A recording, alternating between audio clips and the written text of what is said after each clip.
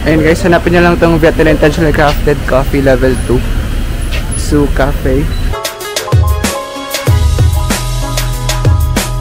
Haluin natin. Tinaruan ako haluin daw eh. Guys, ito yung Bentan Market na harapan. Ho Chi Minh City Fine Arts Museum. Ito na agad pala. Pinagsuran ko kanina. Ayan o. So, try nating mag-book ng Grab bike.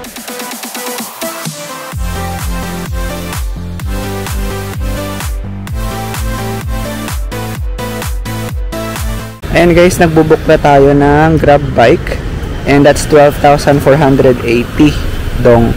So that's around 28 or to 30 pesos papuntang Independence Palace. And may driver na daw. So, saan kaya to? Ito yung drop off neto. I am coming to you. Sige, medyo lumapit-lapit tayo. Dun ata yung drop off. Okay, para di mahirapan yung ating rider. So, kasi 14 minutes guys, 14 minutes yung lakad if lalakarin ko papuntang Independence Palace. So since nasa 28 pesos lang naman yung Grab bike, so and it's a must also try natin yung transportation nila na motorbike. Yep, Ren. Okay. Ito na yung Grab bike natin guys.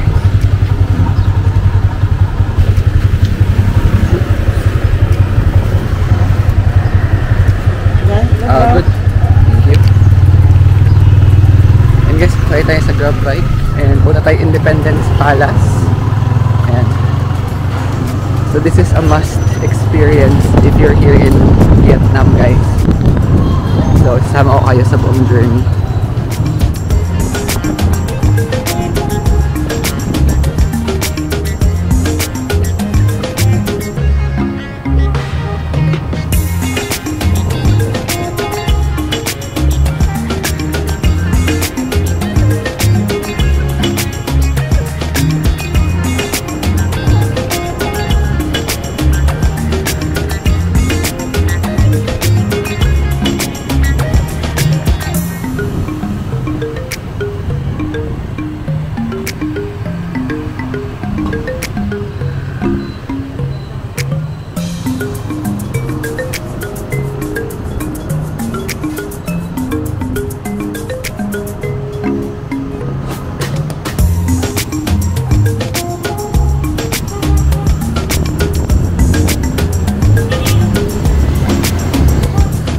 Okay guys, time check. It's 10:12 AM and we're here na sa may Independence Palace. So na-enjoy ko yung Grab bike, ang saya. So siguro mag-grab bike ulit ako mamaya pabalik kasi medyo mahaba-haba rin pala yung biyahe. So pupunta na ako sa may ticket area para makapasok tayo sa loob ng Independence Palace. Sobrang daming tao kasi Sabado eh. So eto siya guys, ang ticketing area. So ito yung doon ako binaba ni Grab bike kanina, pero bukas yung gate, hindi doon yung papasok. And dito kayo diretso sa kaliwa para bumili ng ticket dito sa The Independence Palace Historical Relic. Ayan. So it's currently 10:13. So pasok tayo, tingnan natin kung magkano ang ticket nila.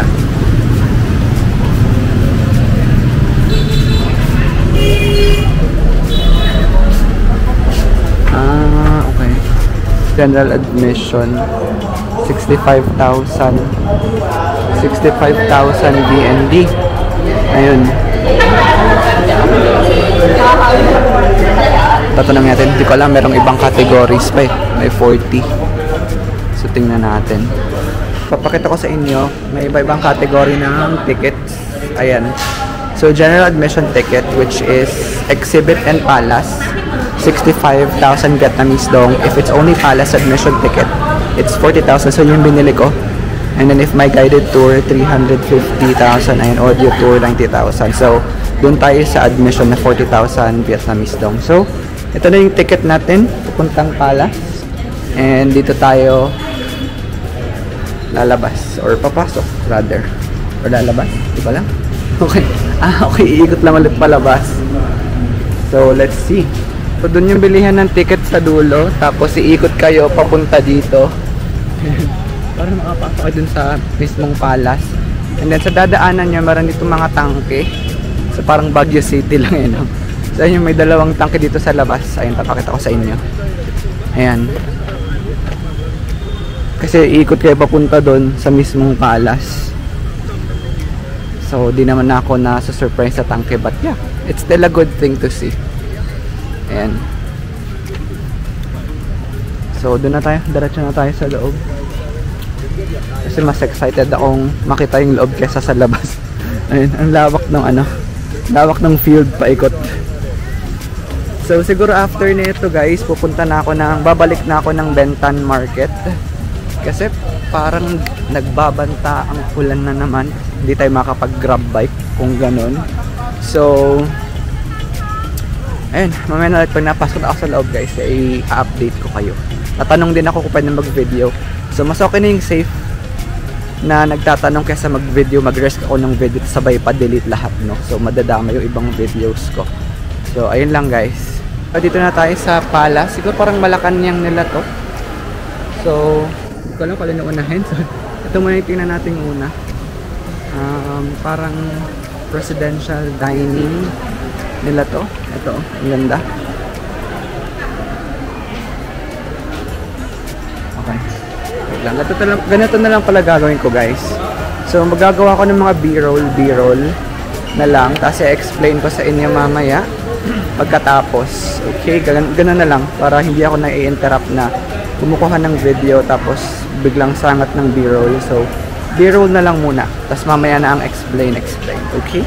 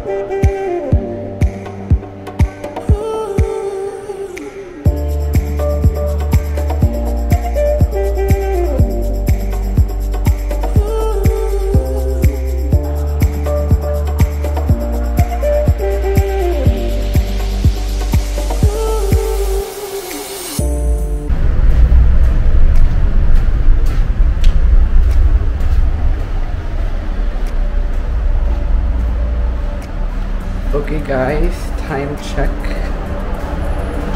It's 11:23. And hindi ko alam kung nasa na ako. Sabi exit. Pero parang pailalim na ako ng pailalim. Nandito pa rin ako sa Independence Palace. And hindi kami makalabas or maraming hindi makaalis dito kasi kasi umuulan, sobrang lakas. Ayun. Ayun, we found the exit. Kinabahan ako dun. Kasi mag-isa ako, nandun ako sa ilalim sa bunker area. So, there. Finally, we're in the kitchen area. So, mamaya mag-explain ako. Maghahanap ako ng tahimik na lugar. I-explain ko sa inyo kung ano yung mga nakita ko dito. Kasi, puro biro lang yung nakuha ko. Pero okay na rin kasi para ma-share ko sa inyo. And, papasok muna ako dito sa souvenir shop para mag-check ng mga pasalubong. And bawal mag-camera, okay? Mamaya na. Okay guys, time check. It's 11:35 Saigon time. And napabili na ako ng souvenir ko for myself. Here sa souvenir shop na yan. Kasi bawal mag-video and camera sa loob. So, ipapakita ko na lang sa inyo sa haul kung ano yung mga nabili ko and kung magkano. So, total na nabili ko dito is 720,000 dong. Old coin and money collection album siya. Wala, nagandahan lang ako out of mga magnets and everything for myself naman yun. So that's around mga 1,600 pesos. So mura na rin siya. And yung iisipan ko kung lalakarin ko papuntang War Remnants Museum. Kasi malapit na lang siya dito. Wait lang, pakita ko sa inyo. War Remnants Museum. Ito. Mula sa Palace. Ayan. Ang makikita doon is yung mga war remnants, yung mga tangke, mga bomba, ganun.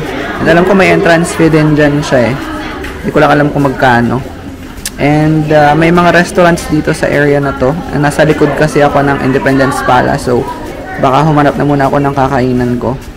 Hindi na ata kami magkikita ni Coach kasi lakas ng ulan. Mukhang hindi pa ito titigil. So, ayun, CCR lang muna ako guys. And then, matatapos ang half day ng day 2 natin. And then tomorrow, ng gabi, uuwi na rin tayo ng Pilipinas. Okay? So, ayun lang guys, mamaya na lang ulit. So, time check. It's 11:49 Saigon. And ayan, nilisan na natin ng Independence Palace. Or lilisanin na natin. Pupunta tayo sa exit. Sa likod, doon tayo nag-enter sa harap. And may nakikita mga kainan dito. Pero ayoko dito, mukhang mahal. Kasi pag mga nasa loob ng mga tourist spots, mahal yan.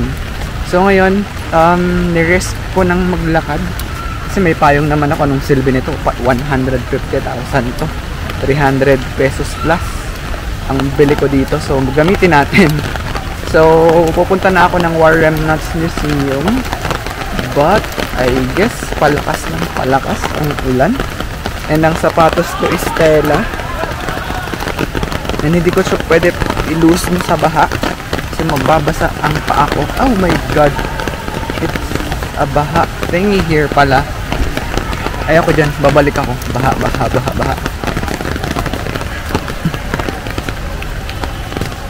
Doon tayo umikot sa kabila.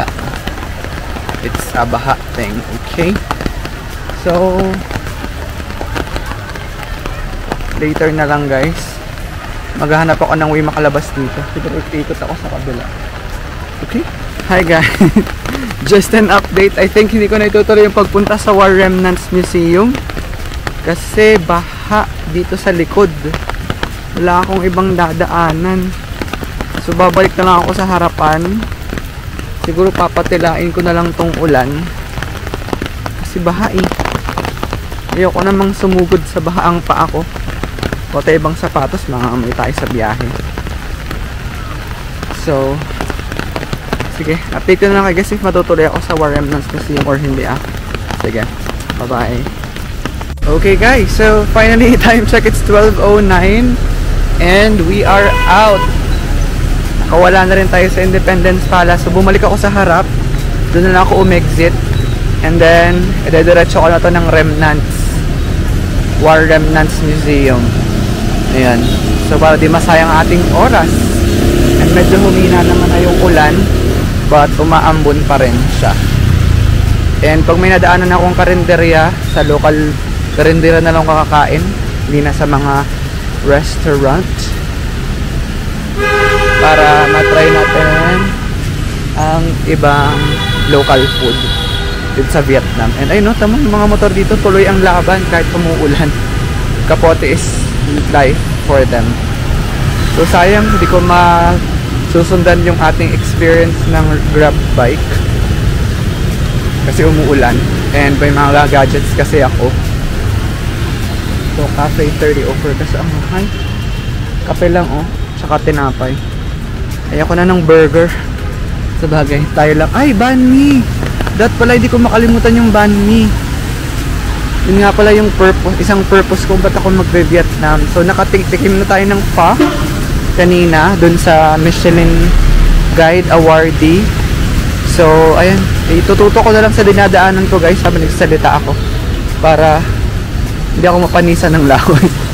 So just to share my experience doon sa Independence Palace. So literal na para siyang Malacanang Palace. Andun yung mga gamit ng kanilang mga former president, like as in buong palace may access ka, though may mga rooms lang na nakalock. And pinakita ko yun sa B-roll kanina. So I feel na parang nagano ako presidential call sa Vietnam dahil sa pag-visit sa kanilang palace. And worth it din naman yung entrance fee. Magkano ulit yun? 40,000 Vietnamese dong. Kayo na lang mag-convert. Wait lang, sige, silipin natin sa conversion app. 40,000 Vietnamese dong. 1, 2, 3. Okay, that's around 90 pesos lang oh. 90 pesos lang na entrance fee. Sulit na. And malawak naman yung place guys. So ngayon sa War Remnants naman tayo pupunta. And wala tayong i-avail ng mga cloak activities for this trip kasi this is a very quick lang talaga na visit kasi nga, sorry po, ako yung ticket na nakuha ko is parang seat sale lang siya. Hindi ako yung namili ng oras, so round trip yung nabili ko. First time kong bumili ng round trip ticket. Ay sayang yung ano, hop on hop off. Walang mga nag-avail kasi nga umuulan. At open yung taas nun. Ayan. So, ayun, mamaya na lang ulit guys pag nasa War Remnants Museum na ako.